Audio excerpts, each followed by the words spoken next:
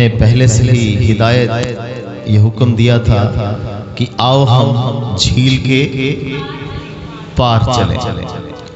और वो झील के पार जाने के लिए जब तैयार हुए तो प्रभु यीशु जैसे थे उसी हालत में चेलों ने यीशु मसीह को डिस्टर्ब करना उचित नहीं समझा और वैसे ही यीशु को अपने साथ लेकर चले गए। और अचानक लहरें उठी। लहरों की जो हाइट थी वो कश्ती से भी बड़ी ऊंची थी और तूफान आया, लेकिन प्रभु यीशु मसीह ने उस तूफान को शांत कर दिया। बहुत सी बातें हमने पिछले संडे सुनी थी। आज उसी वचन का एक नेक्स्ट जो हिस्सा है उसको सुनना और समझना हमारे लिए जरूरी है। जैसे तूफान में यीशु मसीह हमारे बीच, तूफान और हमारे बीच में खड़ा है, चाहे तूफान जितना मर्जी बड़ा है। आज एक और वचन है जो हर विश्वासी को हर समय याद रखने की जरूरत है, क्योंकि मसीह जीवन जो है वो एक यात्रा है, ये एक जर्नी है।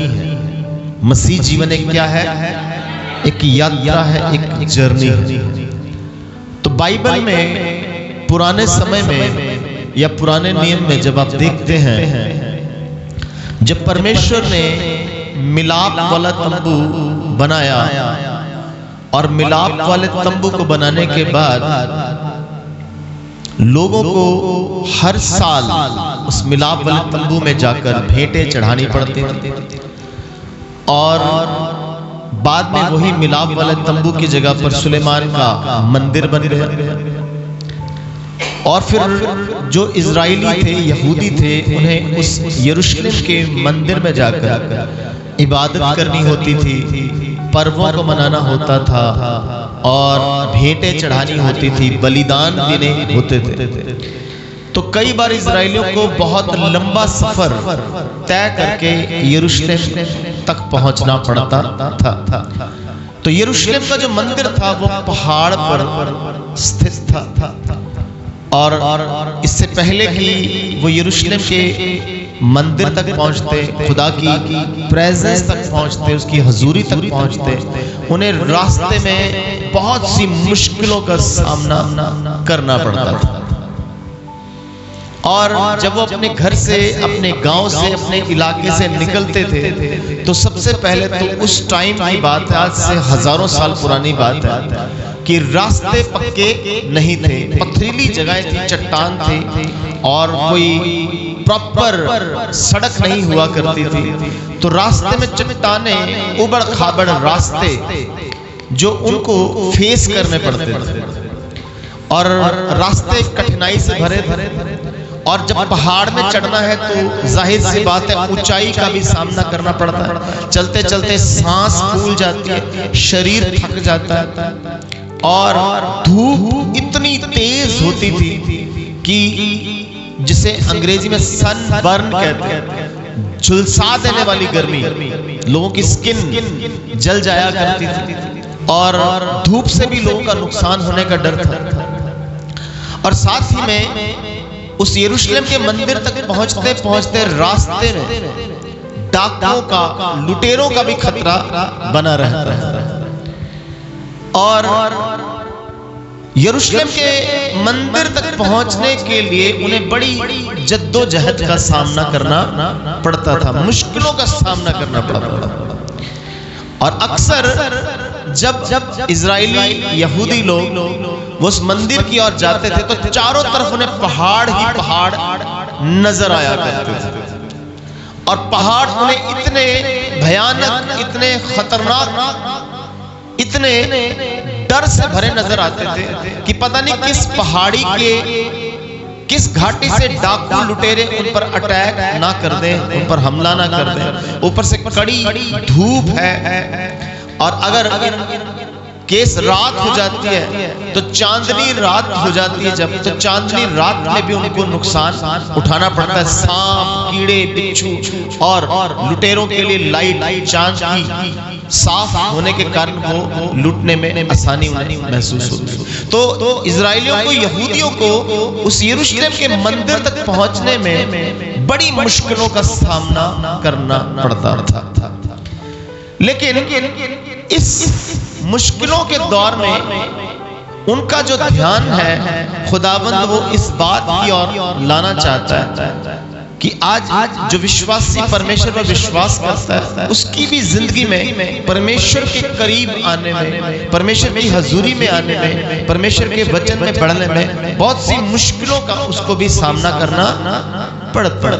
बहुत से चैलेंजेस, बहुत से संघर्ष, बहुत सी चुनौतियों का उन्हें सामना करना पड़ता। तो इसके लिए भजन संहिता 121 आज उस पर हम थोड़ा मनन करेंगे, ध्यान करेंगे कि भजन संहिता 121 साम 121 1 वर्स 2 वर्स 8, एक आयत से लेकर 8 आयत तक आज हम इसका अध्ययन करेंगे। और इस भजन संहिता 121 को यात्रा का गीत कहा गया, इसे सॉन्ग ऑफ जर्नी भी कहा गया है और इसे सॉन्ग ऑफ असेंट्स भी कहा गया। असेंट्स अंग्रेजी का शब्द है। असेंट्स का मतलब है टू क्लाइम अप। जब आप ऊपर की ओर बढ़ते हो, जब आप लिफ्ट होते हो ऊपर की ओर, जब आपको जाना है, तो ये भजन है, ये आपको इंस्पायर करता है, ये भजन आपको मोटिवेट करता है, ये आपको ताकत देता है, स्ट्रेंथ देता है, ये आपके हौसले को बढ़ा देता है। कई बार हम किसी डाउन जगह में, निचली जगह में, हमें ऊंचाई की जगह पर पहुंचना है। ऊंचाई वो आपकी कामयाबी भी हो सकती है, ऊंचाई वो आपके बिजनेस का कामयाब होना, आपकी सेहत का चंगाई पाना, अच्छा स्वास्थ्य पाना, आपको उस हाइट लेवल पे पहुंचना है। You have to uplift yourself, आपको अपने आप को ऊपर उठाना। इसलिए इस भजन को कहते हैं the song of upliftment, the song of accent, ऊपर उठाए जाने वाला भजन। जब कभी आप अपनी जिंदगी में अपने आप को नीचे देखें तो इस भजन संहिता को जरूर याद रखें, क्योंकि ये भजन आपको ऊपर उठाने वाला है। बोलो हालेलुया। ये आपको ऊपर उठाने वाला है। और इजरायली लोग अक्सर जब भी यात्रा किया करते थे, जब भी किसी जर्नी में जाते थे, खास तौर पर यरूशलेम के उस मंदिर की यात्रा, तो ये भजन उनकी यात्रा का एक खास हिस्सा हुआ करता था। और ट्रेडिशन ये मानती है कि ये भजन शायद दाऊद नबी ने लिखा है। लेकिन कुछ लोग ये कहते हैं कि दाऊद तो एक राजा था, तो राजा तो पैदल नहीं चल सकता, तो इतनी मुश्किलों का सामना एक राजा को फेस नहीं करना पड़ता। लेकिन शायद ये हो सकता है किसी यात्री ने, किसी लेवी ने इस भजन को लिखा हो। इसके ऊपर कॉन्ट्राडिक्शन है, ये भजन किसने लिखा है, क्यों लिखा है, चाहे वो दाऊद ने लिखा हो या किसी यात्री ने लिखा हो सकता है दाऊद एक यात्री बनकर जा रहा हो तो ये भजन दाऊद भी लिख सकता है। तो इसमें एग्जैक्ट हमारे पास किसी भी स्कॉलर के पास इसके लिए कोई इंफॉर्मेशन, लेकिन ज्यादातर जो स्कॉलर्स हैं, विद्वान हैं, वो ये मानते हैं कि दाऊद ने इस भजन को लिखा होगा। बोलो हालेलुया। तो जब भजन संहिता 121 हम पढ़ते हैं तो खुदावंद चाहता है कि ये भजन आपकी जिंदगी का एक खास हिस्सा बन जाए। तो यहाँ पर एक यात्री जब यरूशलेम के मंदिर की ओर बढ़ रहा है तो रास्ते में उसे पहाड़ नजर आ रहा है, पर्वत नजर आ रहा है। वो कहता है मैं अपनी आंखें पर्वतों की ओर लगाऊंगा, मैं अपनी आंखें पर्वतों की ओर लगाऊंगा। I will lift my eyes up to the hills, up to the mountains, from where does my help come. मेरी सहायता मुझे कहां से मिले। अब सवाल ये है, पहला ये भजन बता रहा कि आपकी आंखें कहां हैं, आपका दृष्टिकोण कहां है, आपका नजरिया कहाँ है, आप किसकी और आंखें लगा रहे हैं। यहाँ पर जो भजन लिखने वाला है वो ये कह रहा है मैं पहाड़ों की ओर अपनी आंखें लगाऊंगा। इसका मतलब ये नहीं कि पहाड़ों से उम्मीद बांध रहा है, इसका मतलब ये नहीं कि पहाड़ों से वो आशा लगाए हुए, इसका मतलब ये नहीं कि पहाड़ों से उसे कुछ पाने की इच्छा है। उसे पता है ये जो प्रॉब्लम है, अगर आपके जीवन में कोई प्रॉब्लम आ जाती है, कोई बीमारी आ जाती है, कोई कष्ट आ जाता है, कोई टेंशन आ जाती है, तो वो टेंशन आपका हल नहीं करेगी। आप उस प्रॉब्लम की और अपनी आंखें तो उठाओगे, लेकिन आपको सहायता उस प्रॉब्लम से, उस पहाड़ से नहीं मिलेगी।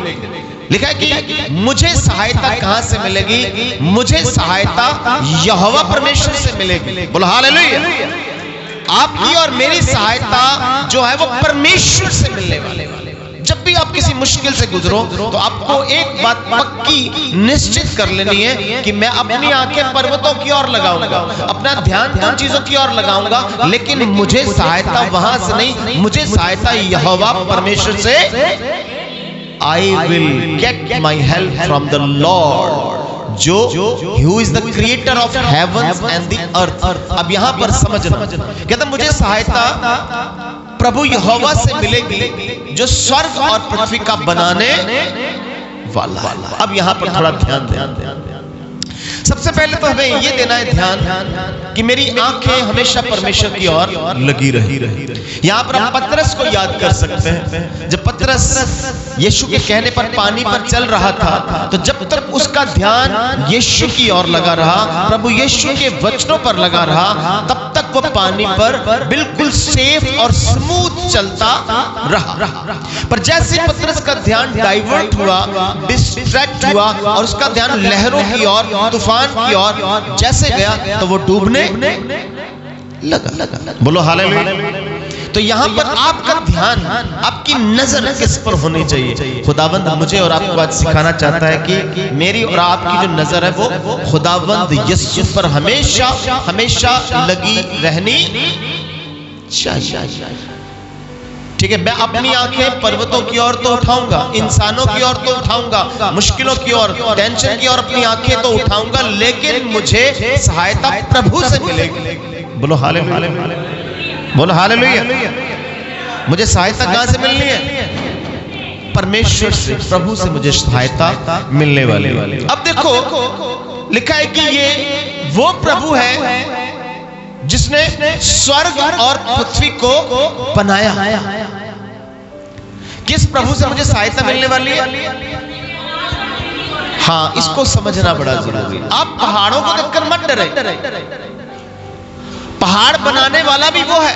पहाड़ तो छोटी सी तुच्छ सी बात है, उसने स्वर्ग और पूरी पृथ्वी, पूरी कायनात को रचा है। तो वो मेरा परमेश्वर, मुझे सहायता वहां से मिलने वाली है।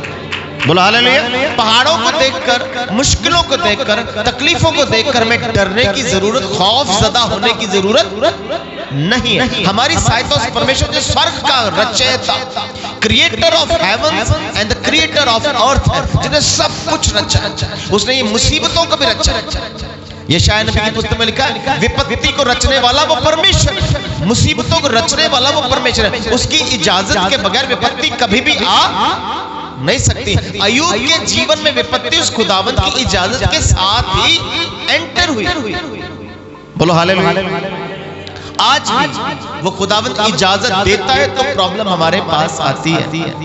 उसने शैतान को इजाजत दी कि अय्यूब के पास जाए, वो तूफान को इजाजत देता है कि आपके पास जाए, वो बीमारी को इजाजत देता है कि आपके पास जाए, वो प्रॉब्लम को आपकी इजाजत देता है कि वो आपके पास जाए, वो इजाजत देता है। इट मींस हमारा ध्यान होना चाहिए उस व्यक्ति की तरह जैसे यीशु कश्ती में है और यीशु का ध्यान है पिता परमेश्वर की ओर कि उसने सब कुछ रचा, उसने स्वर्ग और पृथ्वी को उसी ने रचा।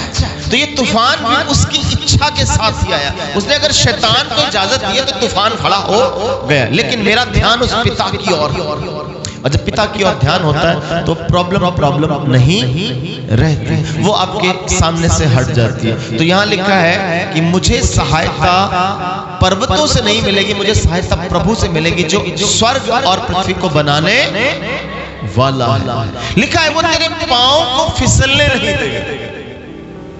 He will not let your foot slip. वो तेरे पांव को फिसलने नहीं देगा। ना ना ना ना, वो तेरे पांव को फिसलने नहीं देगा। और जो परमेश्वर यहां लिखा है वो तेरे पांव को टलने ना देगा, मतलब फिसलने नहीं देगा। तेरा रक्षक कभी ऊंघेगा नहीं। He who watch over you will not slumber. जो तुझ पर ध्यान किए हुए है, जो तेरा ध्यान रखने वाला खुदावंद है, जो तेरी रक्षा, तेरी प्रोटेक्शन करने वाला है, वो सोने वाला नहीं, वो जागने वाला है। वो सोता नहीं। कश्ती में यीशु मसीह सोता नजर जरूर आ रहा है, पर वो जागा हुआ है। वो सोते हुए भी उनके बीच और तूफान के बीच में खड़ा है। हमें नजर आएगा यीशु शायद आराम कर रहा है, रेस्ट कर रहा है। नहीं, यीशु आराम रेस्ट जरूर करते नजर आएंगे, लेकिन यीशु मेरे और आपके तूफान के बीच में खड़ा है। बोलो हालेलुया। वो तेरे पांव को फिसलने नहीं देगा। इसका मतलब मेरे पांव फिसल सकते, क्योंकि बात चल रही है कि यात्री यरूशलेम की उस पहाड़ी की तरफ जा रहा है, तो रास्ता सीधा नहीं, रास्ता उबड़ खाबड़ मुश्किलों से भरा है। पांव फिसलने के चांसेस हैं, कदम लड़खड़ा सकते हैं। कई बार हम प्रभु में चलते हुए हमारे कदम लड़खड़ा जा सकते हैं, हमें कोई मिसगाइड कर सकता है, हमें कोई गुमराह कर सकता है, हमारे कदम लड़खड़ा सकते हैं। आप अक्सर देखेंगे जो लोग पहाड़ पर चढ़ते हैं, जिन्हें माउंटेन क्लाइंब करना होता है, पहाड़ चढ़ना होता है, उन्हें एक बात सिखाई जाती है कि जैसे जैसे आप पहाड़ पर चढ़ोगे पीछे नहीं देखना, नीचे नहीं देखना। नीचे देखोगे तो डर के मारे आपके पांव लड़खड़ा जाएगा। आपको आगे देखना है, ऊपर देखना है। अगर पहाड़ पर ऊंचाई पर पहुंचना है, किसी लेवल पर पहुंचना है, तो जिसके पांव फिसल रहे हैं, इट मींस उसने पीछे देखा होगा, उसने डर कर पीछे देखा होगा, और पीछे देखकर और ज्यादा डर गया होगा और उसके पांव लड़खड़ाते। और नेचुरल सी बात है, जब आप ऊंचाई पर जाके नीचे देखते हैं तो दिल घबराता है, डरता है आदमी, और डर के कारण उसके पांव लड़खड़ा जाता है। ऐसे ही हम सिचुएशन में जब उन मुसीबतों को देखते, एक गीत है ना, ये मत कहो खुदा से मेरी मुश्किलें बड़ी हैं, इन मुश्किलों से कह दो मेरा खुदा बड़ा है। बोलो हालेलुया। आपको ये बात याद रखनी, गीत सिर्फ गाने के लिए नहीं, गीत रिसीव करो, उसकी पावर रिसीव करो। ये मत कहो खुदा से, खुदावंद ये बड़ी मुसीबत आ गई, खुदावंद आपको पता नहीं। चेले ये तो चिल्ला रहे हैं, प्रभु आपको पता नहीं, हम तूफान में डूबे जा रहे हैं, लहरें उठ रही हैं और कश्ती डोल रही है, पानी कश्ती में आ रहा है और आपको फिक्र नहीं, आपको पता नहीं। ये मत कहो खुदा से मेरी मुश्किलें, ये लहरें बहुत बड़ी है, ये टेंशन बहुत बड़ी है, बल्कि ये कहो मेरा खुदा बड़ा है, मेरा खुदा इस लहरों से, इस तूफान से, इस प्रॉब्लम से बड़ा। और यहां पर लिखा तेरे पांव को टलने, वो तेरे कदम को फिसलने नहीं देगा, वो स्टेबल करेगा, स्थिर करेगा तेरे को, क्योंकि तेरा जो परमेश्वर है वो सोने वाला नहीं है। He will not slumber। Slumber का मतलब ऊँघने वाला नहीं है, खर्राटे लेकर सोने वाला खुदा नहीं है हमारा खुदा जागने वाला। बोलो हालेलुया। अब ये बात चल रही है इजराइलियों की, इसलिए अगली सेंटेंस में लिखा इजराइल का रक्षक न ऊँघेगा न सोएगा। God of Israel neither slumber not sleep, ना वो ऊँघेगा ना वो सोएगा, नहीं सोएगा। इसका मतलब हमारा जो गॉड है वो इजराइल। अब शब्द इजराइल का मतलब आपको पता है, इजराइल एक देश भी है, याकूब का नाम इजराइल था। इजराइल का मतलब होता है जिसके साथ खुदा ने वादा किया, जिसके साथ खुदा ने, पुराने नियम में इजराइलियों के साथ खुदा ने वादा किया था, नए नियम में वी आर स्पिरिचुअली इजराइलाइट्स, हम आत्मिक तौर पर इजराइल हैं। आज हमसे भी खुदा ने क्या किया है, वादा किया। मेरे यीशु ने कहा, हे सब मेहनत करने वालों, बोझ के नीचे दबे लोगों, मेरे पास आओ, मैं तुम्हें आराम। मेरे साथ वादा किया मेरा खुदा इजराइल का खुदा है, वो वादों का खुदा, वो मुझे आराम देने वाला खुदा है। बोलो हालेलुया, बोलो हालेलुया। तो इजराइल का रक्षक ना सोएगा ना ऊँघेगा। बोलो हालेलुया, बोलो हालेलुया। एक खुदा के बहुत बड़े मिशनरी, खुदा के बहुत बड़े सेवक हुए, उनका नाम था डेविड लिविंगस्टन। क्या नाम था? David Livingstone. 1840 के लगभग उन्होंने एक कंटिनेंट है, एक महाद्वीप है जिसका नाम है अफ्रीका। अफ्रीका जो कंटिनेंट है उसको उन्होंने खोजा था। और डेविड लिविंगस्टन की जो गवाही है वो ये है कि जब डेविड लिविंगस्टन उस यात्रा के लिए निकल रहा था उस अफ्रीका महाद्वीप की और निकल रहा था सुसमाचार ले जाने के लिए कि प्रभु का वचन उन लोगों तक पहुंचे, उन महाद्वीप के लोगों तक, जंगली लोगों तक, है ना, जिन लोगों को पर वचन नहीं पहुंचा, वहां तक पहुंचने के लिए अपने घर से प्लान बनाकर जा रहा था। उसके फैमिली मेंबर्स ने, उसकी सास, उसकी पत्नी, उसका पिता, सब लोग मिलकर बैठकर प्रार्थना कर रहे थे डेविड लिविंगस्टन के लिए कि डेविड लिविंगस्टन जब अपनी यात्रा के लिए निकले, क्योंकि ये भजन किसका है? यात्रा का। तो जब यात्रा के लिए निकलोगे, जर्नी के लिए निकलोगे, ट्रैवलिंग के लिए निकलोगे, तो वचन को याद रखना जरूरी है। तो उसके परिवार ने, उसकी सास ने खास तौर पर उसे कहा कि तू डेविड, तू यात्रा के लिए निकल रहा है, एक ऐसी यात्रा के लिए निकल रहा है, हम नहीं जानते तू वापस लौटेगा या नहीं लौटेगा, तेरे साथ क्या होगा क्या नहीं होगा, मुश्किलें होंगी, स्ट्रगल्स होंगे, चैलेंजेस होंगे, लेकिन मैं तुझे बताती हूं कि भजन संहिता 121 तेरी मदद करे। बोलो हालेलुया। और डेविड लिविंगस्टन ने भजन संहिता 121 अपने यात्रा के दौरान हर रोज उसे रिसाइट किया, हर रोज याद करता था कि मैं आंखें अपनी पर्वतों की ओर लगाऊंगा, मुझे सहायता कहां से मिलेगी? मुझे सहायता यहोवा परमेश्वर से मिलती है। वो सोने वाला खुदा मेरे पांव को टलने नहीं देगा, वो मेरे पांव को फिसलने, मेरा जागने वाला खुदा।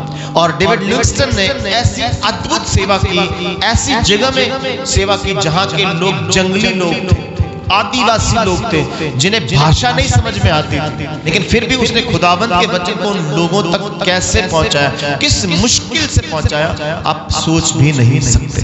बोलो हालेलुया। तो डेविड लिविंगस्टन की सारी यात्रा में भजन संहिता 121 ने एक अहम रोल अदा किया। मेरे जीवन की यात्रा में, आपके जीवन की यात्रा में आज ये भजन संहिता 121 बड़ा खास रोल अदा करता है। जब भी आप जिंदगी के सफर में चलते, चैलेंजेस आ रहे हैं, तो एक ही बात याद रखो, मेरा रक्षक, मेरा यहोवा परमेश्वर मेरे साथ, वो मेरे पांव को फिसलने, मेरे पांव को फिसलने नहीं देगी। बोलो हालेलुया। और लिखा यहोवा तेरा रक्षक, यहोवा तेरे दाहिनी और तेरी आड़ है। आड़ का मतलब परमेश्वर तेरी प्रोटेक्शन, परमेश्वर तेरे को हाथ बढ़ाकर संभालने वाला, अपना दाहिना हाथ, अपना राइट हैंड। राइट हैंड, जब भी आप किसी की मदद करते हैं तो फट अपना राइट हैंड बढ़ाते।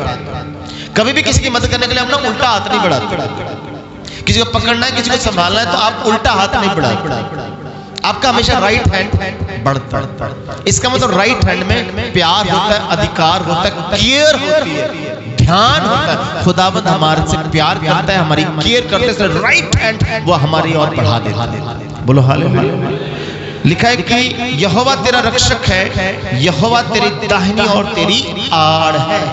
बोलो हालेलुया। खुदावंद यीशु, जब आप पढ़ते हैं यूहन्ना का सुसमाचार, तो यीशु मसीह ने कहा, मेरी भेड़ें मेरा शब्द सुनती हैं और मेरे पीछे चलती हैं और मैं उन्हें संभालता हूं और वो मेरे हाथ में सुरक्षित हैं, उन्हें कोई मुझसे छीन नहीं सकता। वो अनंत जीवन तक मेरे साथ सुरक्षित है, क्योंकि यीशु के हाथों में हमारा हाथ है। वो अपना हाथ देकर हमें सुरक्षित रखता है। बोलो हालेलुया।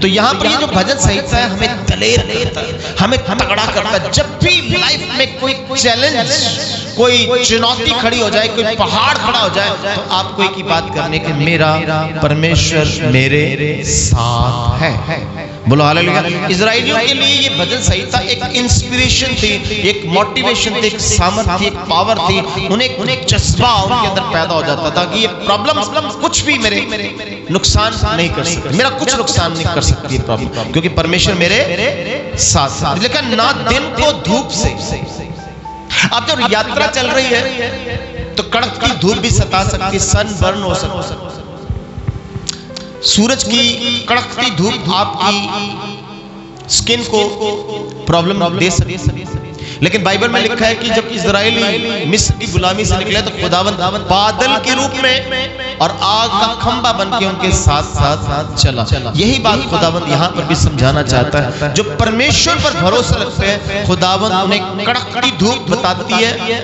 बाहर की समस्या। सूरज की जो गर्मी है वो बाहर की समस्याओं को बताती है, बाहर के चैलेंजेस, हमारी जिंदगी के जो बाहर के चैलेंजेस है, संसारिक चैलेंजेस है, सामाजिक चैलेंजेस है, रिश्तेदार, दुनिया, ये चैलेंजेस हैं जो सूरज की रोशनी इस बात को प्रकट करती है कि आपके जीवन में जो बाहर के चैलेंजेस हैं, बाहर की चुनौतियां, उससे वो खुदावंद तुम्हें बचाएगा। बोलो हालेलुया। सूरज की जो तेज गर्मी है उससे खुदावंद आपको महफूज रखेगा, आपको खुदावंद सुरक्षित रखेगा। और लिखा है कि चंद्रमा भी तेरा नुकसान नहीं कर पाएगा, चांद भी तेरा नुकसान नहीं कर पाएगा। चंद्रमा का मतलब होता है हमारे अंदर का डर, हमारे अंदर की चिंता, हमारे अंदर के फिक्र। सूरज बाहर की समस्याओं को बताता है और चंद्रमा अंदर की समस्याओं को बताता है। कई बार हम अंदर से डरे हुए होते हैं, अंदर से खौफजदा होते हैं, अंदर से फिक्रमंद, चिंतित होते हैं और हम अपनी जिंदगी नेक्स्ट टू हेल बना देते हैं, नर्क की तरह बना देते हैं, अंदर से डर के। तो खुदावंद यहाँ पर मुझे और आपको कह रहा है वो सूरज की गर्मी यानी बाहर के खतरों से और चांद की प्रॉब्लम से भी आपको बचा सकता है। बोलो हालेलुया। और सूरज की गर्मी का एक मतलब ये भी है कि जब यात्रा के दौरान सूरज बहुत तेज गर्मी देता था और जब वो ये यात्रा का गीत गाया करते थे तो यहूदी ट्रेडिशन बताती है कि जब भी यहूदी या इजरायली लोगों ने इस गीत को गाया, इस गीत को जब वो गाते थे तो कहते कि धूप के ऊपर खुदावंद अपना बादल उनकी सुरक्षा के लिए खड़ा कर देता था ताकि उन्हें छाया मिले। इसलिए उनका विश्वास, क्योंकि इसको कहते थे psalm of faith in journey, यानी यात्रा के दौरान जो आपका विश्वास है उसका गीत है। जब वो धूप से झुलस रहे होते थे, गर्मी उनको लगती थी, उनके बच्चों को और औरतों को, स्त्रियों को धूप सता रही है, तब वो दुआ करते थे खुदा उन्हें बादल के रूप में सुरक्षित रखा करता था। बोलो हालेलुया। तो यहां लिखा है ना तो दिन को धूप से ना रात को चांदनी से तेरा नुकसान होगा। अब इसको समझना, अगर धूप बड़ी तेज है तो डाकुओं का खतरा बड़ा बना रहता है, क्योंकि जाहिर सी बात जब धूप तेज होती है तो यात्रा में बंदा सोचता कहीं पत्थर के नीचे किसी पेड़ के नीचे बैठ के आराम कर ले, सो जाए, रेस्ट कर ले। कड़ी धूप में यात्रा करना मुश्किल होता है, तो डाकू इसका नाजायज फायदा उठाते थे कि धूप तेज है, लोग रेस्ट कर रहे होंगे, सो रहे होंगे, इनका सामान आसानी से लूटा जा इसलिए खुदावंद कह रहा है कि चाहे धूप तेज हो, मैं तुम्हारी प्रोटेक्शन करूंगा, मेरा राइट हैंड तुम्हारी रक्षा करेगा। बोलो हालेलुया। बोलो हालेलुया। और चांदनी की जो बात है, चांदनी का मतलब है कि चांदनी के समय सांप, बिच्छू ये निकलते हैं और रास्ते में वो भी प्रॉब्लम क्रिएट कर सकते हैं। खुदावंद हर तरह की प्रॉब्लम, ये सांप बिच्छू चांदनी में क्यों निकल रहे? कुछ चीजें हमारे जीवन में, कुछ प्रॉब्लम्स हमारे जीवन में सांप बिच्छुओं की तरह छुप कर आती है। सांप कभी भी सामने से नहीं आएगा, बिच्छू कभी भी सामने से नहीं आएगा, छुप कर आपके घर में, आपके जीवन में छुप कर एंटर करेगा। और जब तक हमारा ध्यान उस पर ना हो तब तक वो अपना छुप कर काम करता है। लेकिन अगर परमेश्वर आपके साथ है, अगर खुदा आपके साथ है, तो वो छुपी हुई चीज प्रकट कर देता है। जैसे सपना ने यहाँ पर एक गवाही को दी, सांप छुप कर आया और वो दीवार के टॉप पे चढ़ गया। हमारी जो ऊपर वॉशरूम की खिड़की है, खिड़की के ऊपर था और वहां पर दीवार पर चढ़ा हुआ। और पहले मैंने सोचा कोई छिपकली है, जब तोते उस पर चोंच मार रहे थे, है ना, और चिड़ियां उस पर चोंच मार रही थी, तो मुझे लगा, मैं थोड़ी देर देखने लगा, थोड़ा सा मुंह निकला तो मैंने कहा छिपकली है शायद। मैंने कहा छिपकली पर इतना अटैक क्यों कर रहे हैं तोते और ये चिड़ियां? अटैक कर रहे हैं, पूरी तरह से अटैक कर रहे हैं, चिल्ला रहे हैं, पंजे मार रहे हैं। फिर जब बाहर निकला ना ऐसे, तो फिर मुझे समझ आ गया कि सांप है। सोचो जरा, यानी कि कई बार ये जो सांप या बिच्छू छुप कर हमारे लाइफ में एंटर करते हैं, लेकिन कुछ ना कुछ खुदा ऐसा जरिया बना देता है कि हम पर वो चीज प्रकट हो जाती है। किसी व्यक्ति ने आपसे धोखा करना है तो बड़ा मीठा बनेगा, बड़ा अच्छा बनेगा, बड़ी आपकी मदद करेगा, बड़ी सहायता करेगा, हर काम में आगे बढ़ेगा।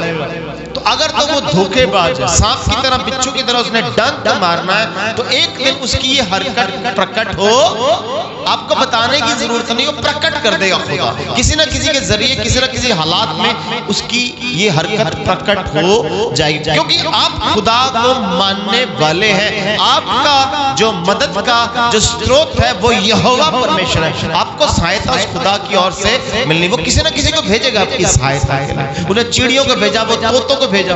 मैं हैरान कि तोते, इतने बड़े तोते वो जाके उस सांप के ऊपर चोंच मार रहे हैं। और मैं जब देखा तो सांप भी फनियर सांप था, इतना बड़ा सांप था, वो ऊपर था। फिर मैं ऊपर गया और ऊपर जाकर मैंने उसको डंडे से मारा और सांप को मार बोलो हालेलुया।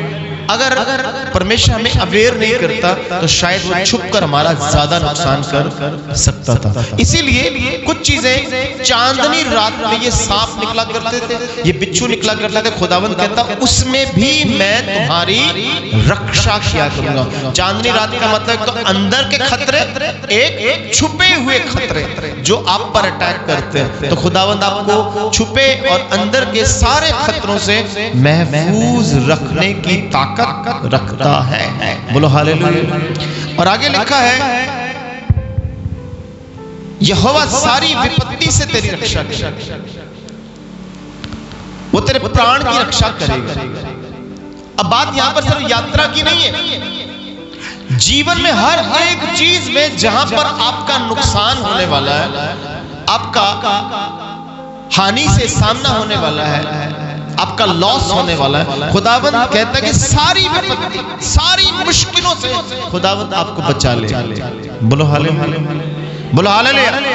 यानी कि आपका शरीर, आपका प्राण, आपकी आत्मा, ये सब वो बचा ले।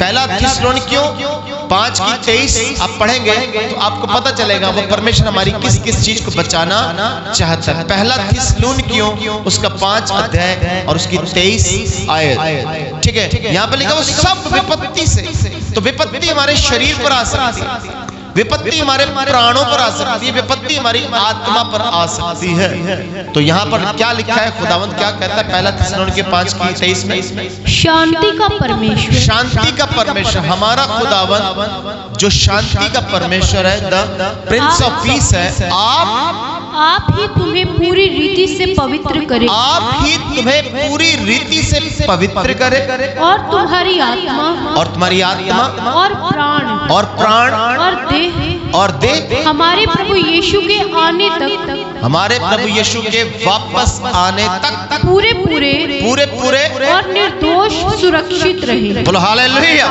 इसका मतलब मेरे शरीर, प्राण, आत्मा को वो सुरक्षित रखने की ताकत रखता है। इट मीन्स सारी विपत्ति से वो बचाएगा। इस समय इंसान के ऊपर जो सबसे बड़ी विपत्ति है उसका उद्धार ना होना, उसका छुटकारा ना होना, उसकी सैल्वेशन ना होना। एक दिन इंसान नरक की आग में, उस आग की झील में फेंका जाएगा। तो खुदावंद उस आग की झील से बचाना चाहता है, इसलिए खुदावंद हर विपत्ति से, हर मुसीबत से विश्वासी को बचाना चाहता है। और विश्वासी अगर यहोवा पर विश्वास करता है, खुदावंद पर, प्रभु पर विश्वास करता है, तो वो हर विपत्ति से बचाया जाएगा। चाहे अय्यूब की तरह उसका बड़े से बड़ा नुकसान भी क्यों ना हो जाए, खुदा फिर उसे ब्लेस करके खड़ा कर, अय्यूब को खुदा ने डबल ब्लेसिंग से खड़ा कर दिया। बोलो हालेलुया।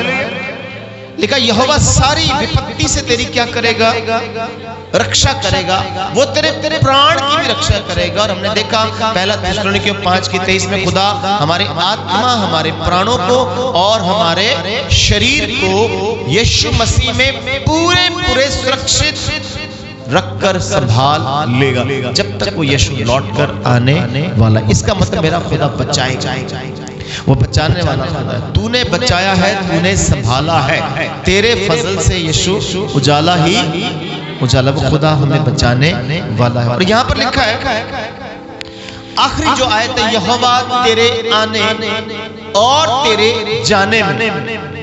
कई बार क्या होता है कि यात्रा में जा तो आप आराम से पहुंच गए, कई बार क्या होता है कि यात्रा में पहुंच तो आप आराम से गए, लेकिन वापसी में बड़ी प्रॉब्लम होती है। जाते तो हम कहते हैं खुदा तेरा धन्यवाद, परमेश्वर तेरा धन्यवाद प्रभु हमें इस प्रॉब्लम से बचा, और आप सुरक्षित पहुंच गए, और लौट कर आते टाइम आप खुदा को भूल गए।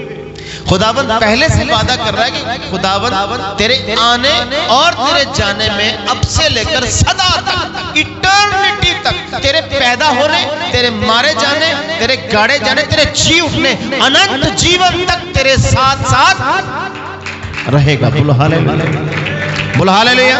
खुदावंद हमारे साथ साथ है। अनंत जीवन की यात्रा की बात की जा रही है यहाँ पर। ये भजन संहिता है सदीपक जीवन के लिए, इटर्निटी के लिए, हमेशा की जिंदगी के लिए ये भजन है कि परमेश्वर तेरे आने में, इस दुनिया में आने में और इस दुनिया से जाने में, और अनंत जीवन के लिए सदा सदा सदा तक तेरे साथ साथ है। बोलो हालेलुया। ये जीवन की यात्रा का गीत है जो इस भजन संहिता में हमें देखने को मिलता है। जब भी मेरे और आपके जीवन में प्रॉब्लम आए, समस्या आए, तो पहली बात जो याद करने वाली है वो ये है कि परमेश्वर क्या करता है, हर समय मेरे लिए मदद के लिए तैयार है। मदद कहां से आएगी, सहायता कहां से आएगी, परमेश्वर से। मुझे सहायता कहां से मिलेगी, पहली बात जो मेरे और आपके दिमाग में रहनी चाहिए, मुझे परमेश्वर की ओर से मदद मिलने वाली, मुझे परमेश्वर की ओर से हेल्प मिलने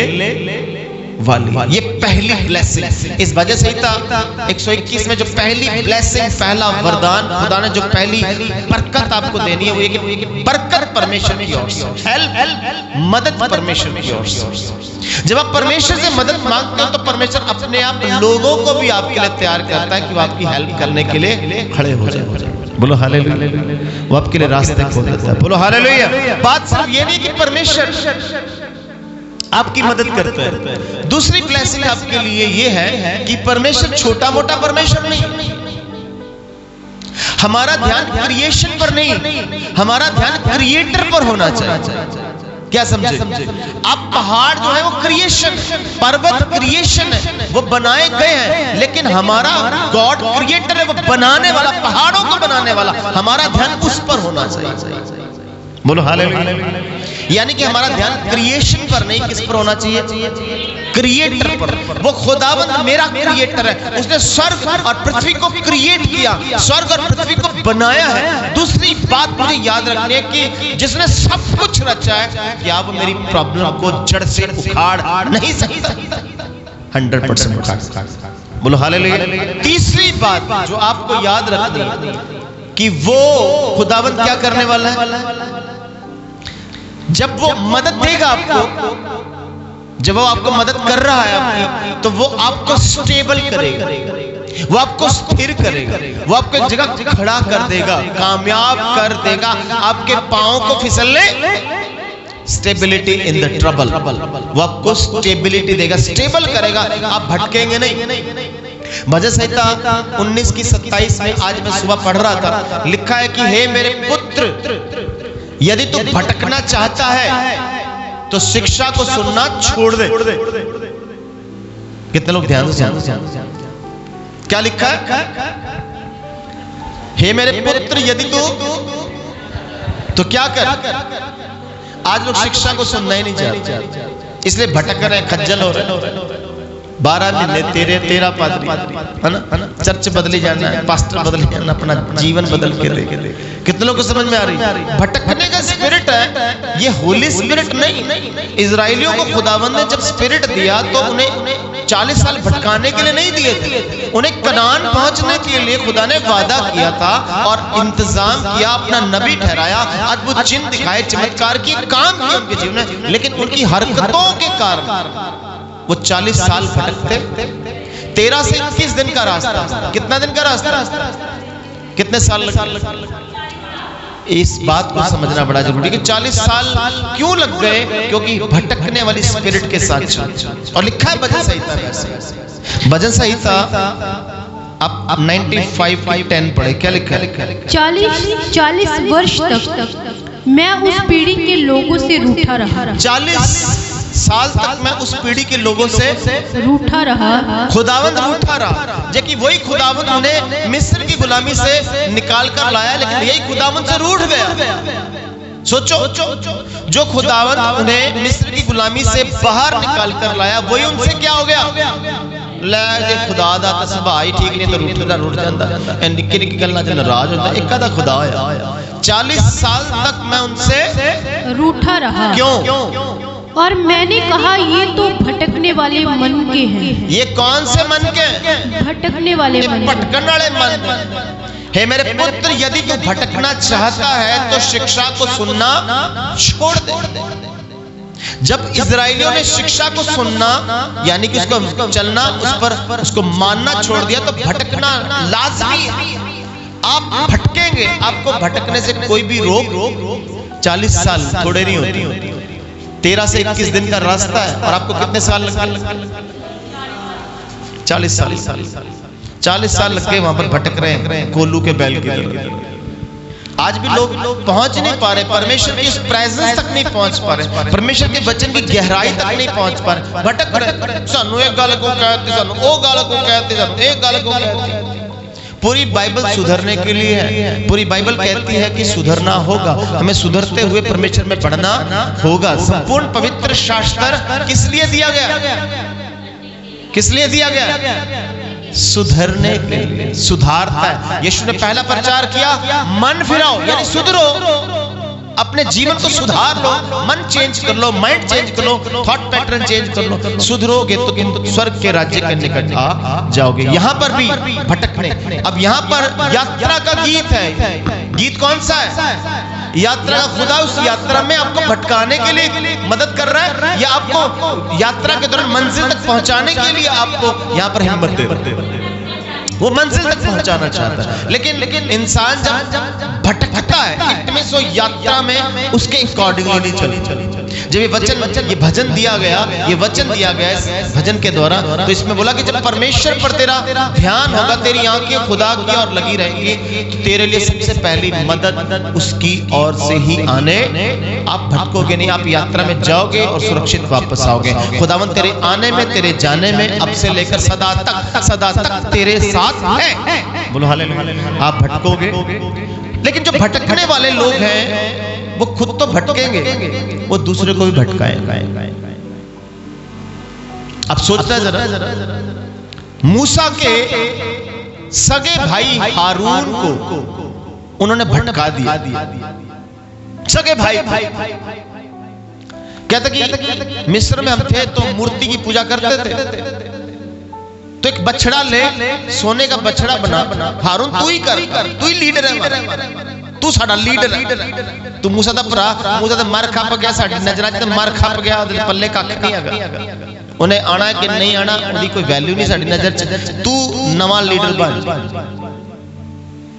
सोचो, उन्होंने हारून को, मूसा के सगे भाई को गुमराह कर दिया, भटका दिया, और हारून उनकी बातों में आ गया। हारून की बातों में आकर बछड़ा बना लिया। क्या बना लिया? सोचो। और कितने लोगों का नाश हुआ। इसको समझना, खुदावंद आज में भटकाव की स्पिरिट से लाकर हमें स्थिरता, यहाँ पे लिखा है स्पिरिट ऑफ स्टेबिलिटी या स्टेबिलिटी इन ट्रबल, यानी खुदा हमें स्थिर करना चाहिए। दाऊद भजन संहिता 139 में कहता कि हे परमेश्वर, मुझे स्थिरता का आत्मा, स्टेबल होने का, खड़े होने का। कितने लोग समझ रहे हैं? बोलो हालेलुया। आप तब तक स्टेबल नहीं हो सकते जब तक आप आज्ञा मानेंगे नहीं। स्टेबिलिटी आपको बढ़ाएगी, आपको आगे लेकर जाएगी। बोलो हालेलुया। तो तीसरी चीज है स्टेबिलिटी इन द ट्रबल। पहली चीज क्या बताई आपको? कि मदद खुदा की ओर से आने वाली, पहली बात उसी की ओर से आएगी। दूसरा, वो खुदावंद क्रिएटर है, उसने स्वर्ग और पृथ्वी को रचा है। छोटी मोटी चीजों से घबराने की जरूरत नहीं। बोलो हालेलुया। कई बार हमें लगता है यार मेरा परिवार ठीक नहीं चल रहा, मेरा कारोबार ठीक नहीं चल रहा, मेरी नौकरी ठीक नहीं चल रही, मेरा बिजनेस ठीक नहीं चल रहा, मेरा जिस्म ठीक नहीं चल रहा, मेरी हेल्थ, मेरी फैमिली ठीक नहीं चल रही। हमारा ध्यान एकदम भटक जाता है कि यार परमेश्वर तो स्वर्ग चला रहा है, पृथ्वी चला रहा है, पूरी कायनात चला रहा है, तो मेरा परिवार भी चला सकता, मेरे शरीर को भी चला सकता।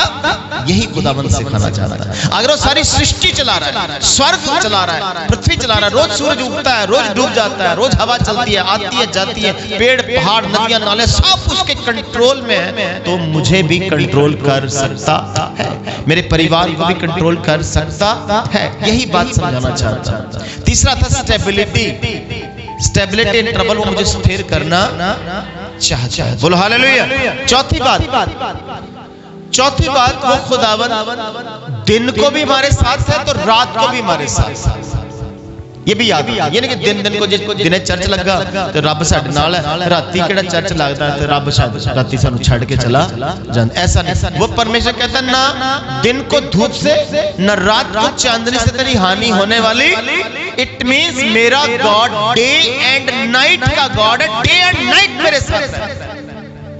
ये आपको याद होना चाहिए, डे एंड नाइट। इसलिए भजन संहिता 91 में लिखा है, क्या लिखा है वहां पर? वो लिखा है ना तो दिन को धूप से न रात को तेरी कुछ हानि होगी। लिखा ना भजन संहिता 91 में भी, और यहां पर भी लिखा है इट मींस मेरा गॉड, जिस प्रभु को मैं पूछता हूं वो दिन और रात पर प्रभुत्व करने वाला। उसने दिन रात खुद रचे, खुद बनाए उसने पृथ्वी पर। बोलो हालेलुया। दिन और रात को उसने रचा है। उत्पत्ति की किताब हम जब पढ़ते हैं तो अगर दिन रात को उसने रचा है तो मेरे दिन रात बदलने की ताकत भी उसके पास है। बोलो हालेलुया। पांचवी बात सीखने वाली, समझने वाली हमारे को इस भजन संहिता में पांचवी बात सीखने वाली वो है कि वो परमेश्वर कंटिन्यूअसली, लगातार हम पर अपनी नजर गड़ाए हुए हैं। ये बात भूलनी नहीं। आपको ये एक सेकंड के भी लिए ख्याल नहीं आना चाहिए खुदा मुझे भूल गया, उस खुदावंद ने मुझे छोड़ दिया। उसने ऑलरेडी बोला देखो मैं जगत के अंत तक तुम्हारे साथ साथ हूं। बोलो हालेलुया। तो वो कंटिन्यूअसली, बाइबल का धर्मी जन पर उसकी आंखें हर समय लगी। आप कैसे कह सकते हैं खुदा ने मुझे छोड़ दिया, मुझे भूल गया? प्रकाशित वाक्य में लिखा मैं तेरी दरिद्रता को, तेरी गरीबी को जानता हूं। भाई उसको पता है मैं गरीबी में चल रहा हूं, उसको पता है मैं कर्जे में चल रहा हूं, जानता है, उसे पता है, वो देख रहा है। बोलो हालेलुया। इसका मतलब वो वॉचफुल है। Every time he is watch over upon my condition, my situation. वो मेरे हालातों को अच्छी तरीके से देख, उसकी आंखों से कोई चीज ओझल नहीं। बोलो हालेलुया। उसकी आंखों से कोई चीज छुपी नहीं है। ऐसा लिखा है इब्रानियों की पत्री जब पढ़ते हैं, इब्रानियों की पत्री में लिखा है उसकी आंखों से कोई चीज छुपी हुई नहीं, तो देख रहा है। पांचवी चीज आपको याद होनी चाहिए, मेरे हालात जो है ना, मेरे हालात जो गुजर रहे, जिन सिचुएशन से मैं गुजर रहा हूं, इसका मतलब मेरा परमेश्वर उसे अच्छी तरीके से देख रहा। अगली बात, छठी बात क्या है? छठी बात है कि वो धूप से, सूरज की गर्मी से, यानी बाहरी खतरों से आपको बचाए।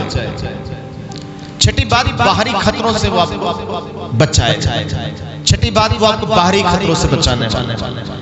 सातवीं बात, वो अंदरूनी खतरों से आपको बचाने वाला, आपके खुद के डर से, आपके खुद की चिंता से। कई बार चिंता बाहर काम होती है, अंदर हमने उसको बड़ा सोच के फिक्र करके फिर ब्लड प्रेशर अपना बढ़ाया। ब्लड प्रेशर बढ़ाने दे नाल की ਤੁਹਾਡੀ समस्या घट जाएगी? नहीं, अपनी सेहत बिगाड़ोगे और 4 पैसे और हॉस्पिटल में जाके लगेंगे, दवाइयों में लगेंगे। इसलिए रिलैक्स हो जाओ। ये भजन आपको दलेर कर रहा है, भजन कह रहा है कि जस्ट बी रिलैक्स। सिचुएशन कुछ भी हो, हालात कैसे भी हो, दिन को आपकी रक्षा की जाएगी, रात को भी आपकी रक्षा की जाएगी। इनका आउटर एंड इंटरनल जो भी प्रॉब्लम है, अंदर के खतरे, आपकी चिंता, आपका डर, आपका फिक्र, आपका खौफ, इन सब से खुदा आपकी रक्षा करेगा। और जो लोग छुपकर आप पर वार करते हैं, आपका नुकसान करते हैं, उससे भी खुदा आपकी हिफाजत करेगा।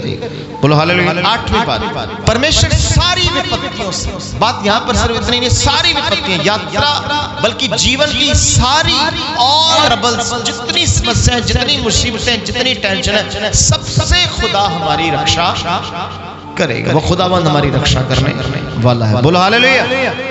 और 9 वो हमारे प्राणों की रक्षा करेगा। लिखा है ना यहाँ पर, यहोवा सारी विपत्ति से तेरी रक्षा करेगा, वो तेरे प्राण की भी। और हमने पहला थिस्सलुनीकियों 5:23 में पढ़ा, ना केवल प्राण की, यीशु मसीह तो हमारे देह की, हमारे आत्मा की भी रक्षा करके जब तक वो लौट कर नहीं आ जाता वो सुरक्षित संभाल कर रखेगा, क्योंकि वो शांति का परमेश्वर है। बोलो हालेलुया। और 10वीं बात कि जो परमेश्वर हमारे सफर को, जब अपने घर से आप बाहर जाते हैं, आपके बच्चे स्कूल में जाते हैं, कॉलेजेस में जाते हैं, या आप काम के लिए जाते हैं, या आप सेवा के लिए जाते हैं, आप जहां पर भी जा रहे हैं, आपके जाने में आने में, चाहे गाड़ी है, चाहे ट्रेन है, चाहे एरोप्लेन है, जहां मर्जी आप जा रहे हैं, आपके जाने आने में खुदावंद अब से लेकर हमेशा तक आपके साथ है। खुदावंद आपके साथ है, ना केवल सफर बल्कि जिंदगी में जन्म से लेकर मृत्यु, और मृत्यु के बाद अनंत जीवन के सफर में भी वो परमेश्वर आपके साथ है। वो ऑलवेज आपके साथ बना रहता है। इसलिए भजन संहिता 121 लिखने वाला कहता है, मैं आंखें अपनी पर्वतों की ओर उठाऊंगा, मुझे सहायता कहां से मिलेगी। मैंने बताया ये जो भजन है ये अपलिफ्टमेंट का भजन है, साम ऑफ एसेंट, ऊपर उठाए जाने वाला भजन है। जब भी आप नीचे जा रहे हैं, योना ने भी नीचे जा रहा है, तो उसको भजन संहिता याद करने की जरूरत है। मुझे योना की तरह भजन संहिता 121 याद करने की जरूरत है। यूसुफ को उसके भाइयों ने गड्ढे में फेंक दिया, खुदावंद उसे अपलिफ्ट करके ऊंचा उठाने वाला खुदा है। खुदावंद ने योना को मछली के पेट से निकालकर ऊंचा करने की ताकत दी। बोलो हालेलुया। इसका मतलब जब भी हम प्रॉब्लम में होकर गुजरे, तकलीफ में होकर गुजरे, टेंशन में होकर गुजरे, तो एक ही चीज, वचन आपको दलेर करेगा। आपको भजन संहिता 121 याद करने की जरूरत है कि यहोवा मेरे साथ है, मैं आंखें अपनी पर्वतों की ओर उठाऊंगा, मुझे सहायता कहां से मिलेगी। मुझे सहायता परमेश्वर प्रभु की ओर से मिलती है, जो कभी सोता नहीं, कभी ऊँघता नहीं, वो मेरे पांव को टलने न देगा। बोलो हाले। इज़राइल का परमेश्वर न सोएगा न ऊँघेगा। बोलो हालेलुया। बोलो हालेलुया।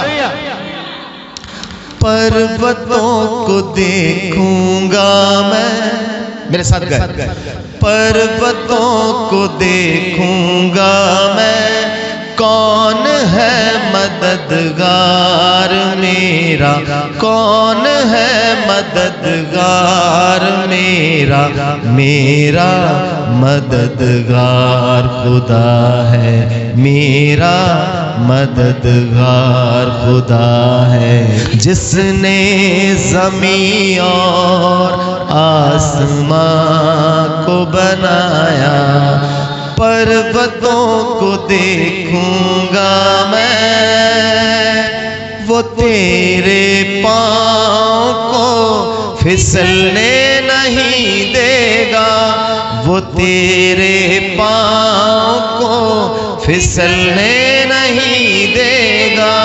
खुदावंद है तेरा जागा, तुझे तन्हा न छोड़ेगा। खुदावंद है तेरा जागा हुआ, तुझे तन्हा न छोड़ेगा। मेरा तलबगार खुदा है, मेरा तलबगार खुदा है, जिसने ज़मीं और आसमां को बनाया, जिसने ज़मीं और आसमां को बनाया। पर्वतों को देखूंगा मैं, पर्वतों को देखूंगा मैं, कौन है मददगार मेरा, कौन है मददगार मेरा, मेरा मददगार खुदा है, मेरा मददगार खुदा है, जिसने ज़मीं और आसमां को बनाया, जिसने ज़मीं और आसमां को बनाया। हालेलुया। वो परमेश्वर एक माँ की तरह हमारे ट्रीट करता है। जब एक माँ उसका बच्चा बीमार होता है, अगर तो सच्ची माँ है, प्यार से भरी, ममता से भरी माँ, तो बच्चा बीमार है तो ऐसा हो ही नहीं सकता कि वो माँ खुद सोई है और बच्चा बीमार। वो माँ सारी रात सोती, ऐसा ही हमारा वो हमारे दुख में, हमारी तकलीफों में सोने वाला, ऊँघने वाला खुदा नहीं। बोलो हालेलुया। हमारे ट्रबल में हमारे साथ होता है, वो जागने वाला। आइए आंखें बंद करें, आइए हम प्रार्थना में जाएं और धन्यवाद करें खुदा बंदा। पिता परमेश्वर, आपके जीवित सच्चे कलाम को हमने सुना प्रभु यीशु। सचमुच पिता परमेश्वर, भजन संहिता 121 पिता परमेश्वर, ये सॉन्ग ऑफ असेंट्स है पिता, ये सॉन्ग ऑफ अपलिफ्टमेंट है पिता परमेश्वर। जो गड्ढे में है पिता, उन्हें उठाकर ऊंचाई पर पहुंचाने वाला सॉन्ग है प्रभु यीशु मसीह। हमारे जीवन में पिता परमेश्वर, इस सॉन्ग के द्वारा पिता परमेश्वर आपने जो उत्साह भरा है पिता, जो जोश भरा है, जो हिम्मत, जो आपने ताकत भरी है, उसके लिए हम दिल से आपको धन्यवाद देते पिता। आपका वचन हमें सिखाता है पिता परमेश्वर कि पर्वतों की ओर हमारी आंखें तो जाती हैं पिता, लेकिन हमारी जीवित आशा प्रभु यीशु मसीह आप पर है पिता। आप हमारी मदद, आप हमारी सहायता है, आप ही सहायक हैं प्रभु यीशु मसीह। और सचमुच आपने पवित्र आत्मा को भी हमारा सहायक बनाकर, हमारा मददगार बनाकर भेजा है प्रभु यीशु। आपने अपने वचन को भी हमारा मददगार और बनाकर भेजा है प्रभु यीशु मसीह, ताकि हम अपनी मंजिले मकसूद पर पहुंच पाए प्रभु यीशु। जैसे यहूदी इजरायली यरूशलेम के मंदिर तक पहुंचने के लिए कई दिक्कतों का सामना करते थे, सफर में कई मुश्किलों का सामना करते थे प्रभु जी। आज हमारी जिंदगी के सफर में हमें बहुत से संघर्ष, चुनौतियों का सामना करना पड़ता है, लेकिन खुदावंद आप हमारी मदद बनकर हमेशा खड़े रहते हैं पिता। आप हमारी सहायता बनकर हमेशा खड़े रहते हैं प्रभु जी।